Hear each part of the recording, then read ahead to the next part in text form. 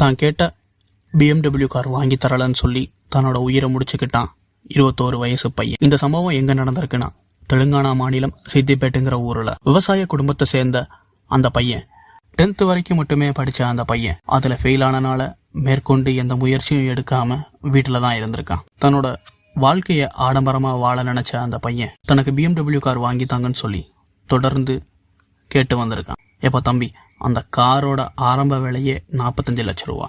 விவசாய குடும்பத்துல இருந்து BMW கார் வாங்கணும் அப்படின்னா அதுக்கு பெரிய பண்ணையாரா தான் இருக்கணும். இது புரிஞ்சுக்காம அந்த பையன் தொடர்ந்து அவங்க அப்பாட்ட தொந்தரவு பண்ணிட்டு வந்திருக்கான். ஒரு கட்டத்துல வெறுத்து போன அவங்க அப்பா கடந்த வெள்ளிக்கிழமை அவனை ஒரு ஷோரூம் கூட்டு போயிருக்காரு. அங்க ஸ்விஃப்ட் டிசையர் கார் உனக்கு வாங்கி தர்றதா சொல்லி சமாதானப்படுத்தியிருக்காரு. இருந்த போதும் அந்த பையன் தான் கேட்ட BMW வாங்கி தர முடியாதுல அப்படிங்கிற கோவத்துல சனிக்கிழமை சூசைட் அட்டன் பண்ணியிருக்கான். தொடர்ந்து அவனை மருத்துவமனையில் அனுமதிச்சு சிகிச்சை கொடுத்து வந்தாங்க. ஆனால் சிகிச்சை பலனின்றி அந்த பையன் தன்னோட உயிரை விட்டுருக்கான்.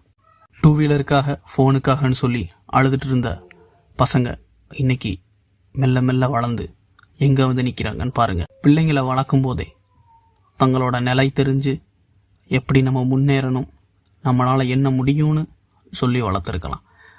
அந்த பையன் எப்படி ஒரு சூழ்நிலை வளர்ந்தாங்கிறத புரிஞ்சிருந்தா இன்னைக்கு அந்த பையன் தன்னோட உயிரை விட்டுருப்பானா?